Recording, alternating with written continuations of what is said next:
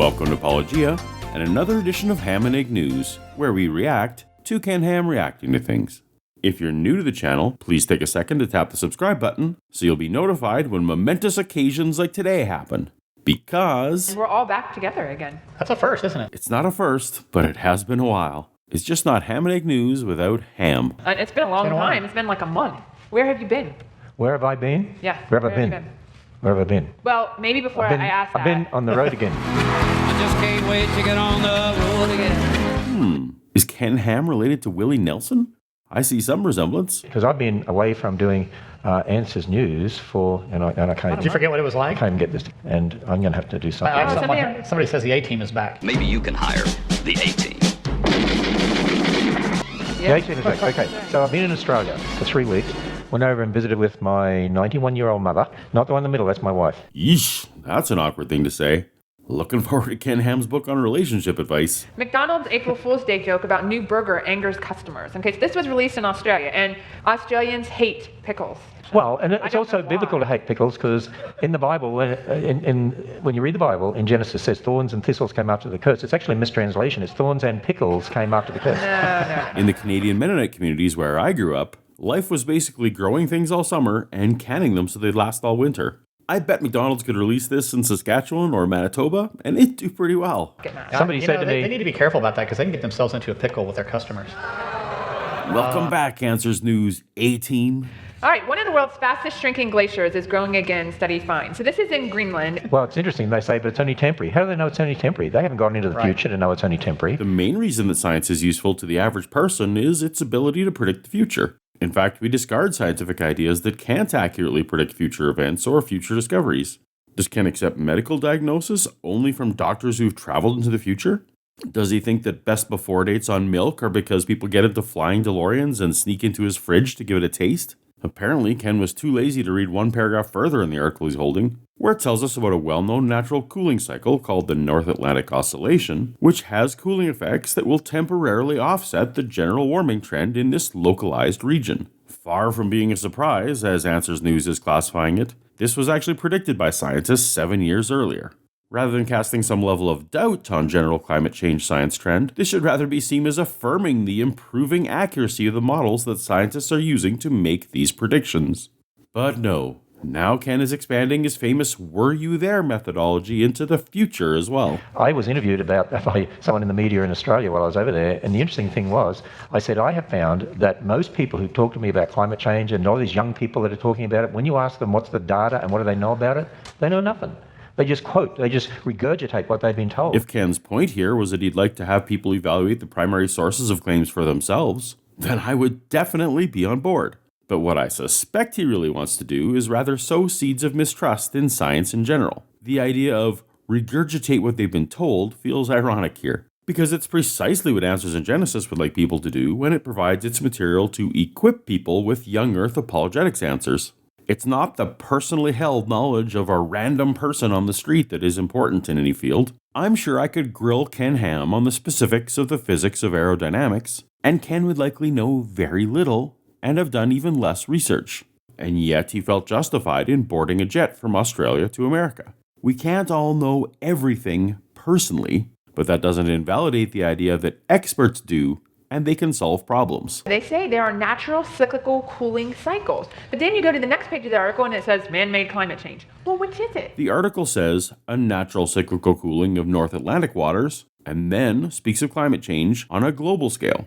A particular body of water and the planet are not the same thing. It's possible to have a cold drink at the same time the weather is hot. This isn't a gotcha. This is Georgia dishonestly representing the contents of the article to people who will likely never read it. And they say, even though it's growing right now, well, it's only temporary. Because climate change is real, climate change is happening, people. You know, right? Because they only want it to be temporary because climate change is a big moneymaker for a lot of people. I've done some searching on who is getting rich from climate change, and those who point fingers seem to be pointing at funding of the U.S. Environmental Protection Agency, which in 2019 is projected to receive about $6 billion. $6 billion isn't nothing, but it represents less than 0.1% of the total federal budget.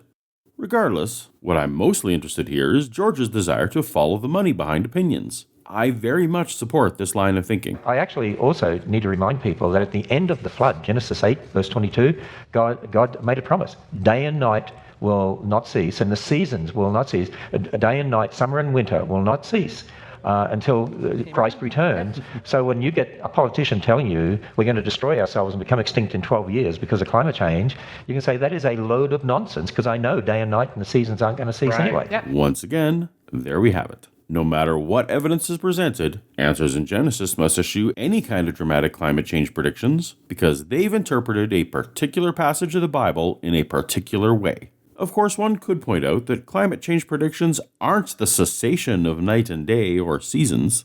The planet itself is going to keep on spinning no matter how much greenhouse gas we have. What would cease is life as we know it, or at least human life as we know it. It'd be a real shame if Jesus came back only to find no people. You'd think Christians would want to take their role as stewards more seriously. But the next article is even more interesting, isn't it? Right. So this is from the Cornwall Alliance, which is an organization that really tries to help people really understand the data behind climate change and what it really is and what it really isn't. The Cornwall Alliance for Stewardship of Creation doesn't try to help people understand data. Its mission is to promote a specific biblical worldview per its own website. That may or may not be a laudable goal, but since Georgia felt we should follow the money on these opinions, it's pointed out that the group's spokesman, Dr. Beisner, also sits on the board of the Committee for a Constructive Tomorrow, a group that actively opposes environmental regulation and is funded by oil companies like ExxonMobil and Chevron. Beisner denies any crossover funding, but if we're looking on who's getting rich on opposing climate change, the EPA's $6 billion annual budget represents just a few days of profits from the oil industry. If financial incentive is the driving factor, it seems these scientists would do better financially to back the status quo energy policies. And they say, wait, we've got to look at solar activity, which is something that natural solar activity, which when there's lots of sunspots, okay, it's cooler here. When there's not as many sunspots, it's warmer here. Let's check the primary sources on this to see what's being said. The article first tells us that the intensity of solar activity influences changes in our climatic system. It doesn't sound surprising, but let's check the link anyhow. It takes us to a 2004 write-up in Nature, which says, although the rarity of the current episode of high average sunspot numbers may indicate that the sun has contributed to the unusual climate change during the 20th century, we point out that solar variability is unlikely to have been the dominant cause of the strong warming during the past 3 decades. Uh-oh. So according to the link, right in this article, the sun can be a factor, but it is unlikely to be a main factor. But George's article ignores this, asserting instead that solar activity is the primary reason for the rise in temperatures in the 1970s to the 1990s. Let's just double-check the linked scientific paper. The level of solar activity also affects the sun radiative output, which in turn may influence the Earth's climate. However, any such influence takes place on timescales longer than the solar cycle. That's a far cry from primary reason. Didn't the Vikings used to farm in Greenland? Yeah, along certain areas in there. And those areas they had to stop farming because of the cold. Yeah. Well, maybe we need to warm up a bit more so we can get some of the farmland back. There you go. Is Ken randomly advocating that maybe humanity should try to trigger some climate change so it can kill millions, just to provide some economic uplift to agriculture in Greenland? What people need to realize is the major greenhouse gas is not carbon dioxide. It's water. It's water. Water is the biggest greenhouse gas. Carbon dioxide is only a tiny It's minuscule amount. It's not really going to affect things. This is called whataboutism, where someone deflects discussion of issue A by pointing out that issue B is also a problem. Water vapor may be the most pervasive greenhouse gas, but carbon dioxide is number 2, not tiny and minuscule as Bodie paints it. More importantly, carbon dioxide is the factor that humans have the most sway over. By Jesus' parable of the talents, the whole idea of stewardship is doing the best you can with what you've been entrusted with. You don't get to take poor care of what you have just because something else has a larger portion. Cornwall Alliance here, they say the effects of efforts to reduce CO2 emissions, regardless of whether we succeed, will be minuscule compared to the effect of the sun. If that's true, this article in no way establishes it. If we did have a lot of warming and the ocean levels did rise, would we lose California? It might not be a bad thing. Sorry, but it might not be. 40 million people would die, but none of them would buy my books, so it's a funny joke. So does that mean Ocasio-Cortez's source for the end of the world in 12 years is actually wrong? Yeah. Yes. Okay. I would say 100%. Millennials and people and Gen Z and all these folks that come after us are looking up and we're like, The world is going to end in 12 years if we don't address climate change. And your biggest issue is how are we going to pay for it? So she is absolutely Bear wrong. in mind, that is a prophecy that someone has made. They're predicting the future, and the Bible says, watch out for those who do that sort of thing. When taunting idols, Isaiah said, "Or declare to us the things to come. Tell us what the future holds, so that we may know you are gods." I don't know about gods, but I do know that it is the primary job of science to make predictions about the future, and it is the accuracy of predictions by which we judge the truth of an idea. If creationists aren't willing to make predictions, then we can't consider what they do to be science. World's biggest T-Rex discovered. So this is a 9.8-ton dinosaur. That's what we assume. Yeah. In Canada. In Canada. Way bigger than elephants. Yeah, in Canada. Any Canadians here today? Me! And this T-Rex isn't from just anywhere in Canada. It's from Saskatchewan, Canada, where I was born and raised, where they would definitely buy that pickle burger. Man, I'd have loved to have heard someone on this panel try to pronounce Saskatchewan. So they nicknamed it Scotty. And Scotty, what I thought was interesting though, as they looked at Scotty, they said Scotty had a broken and healed rib, a massive growth of bone in between two teeth, which is a sign of infection, and broken tailbones, possibly maimed by another Tyrannosaur's bite.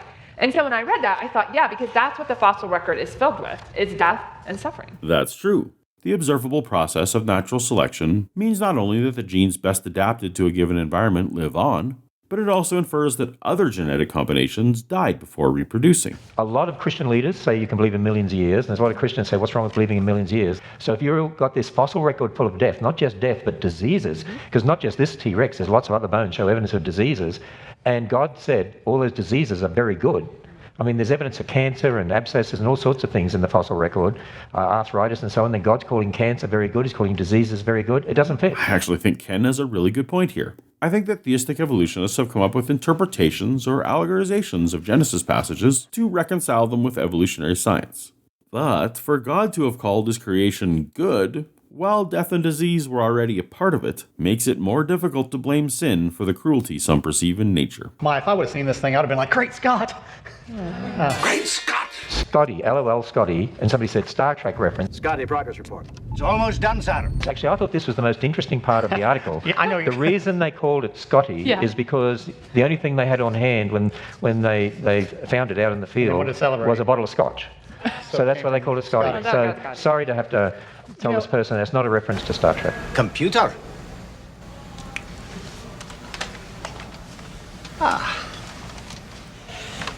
Hello, computer. And what they do is they've actually applied a model to it about how much mass they think is on it. Especially the femur bone. Yeah, particularly femur, yeah. And so what's happened, if you go back, the 50s and 60s, when people were first starting to develop these models for how massive they were, they actually used mammalian features.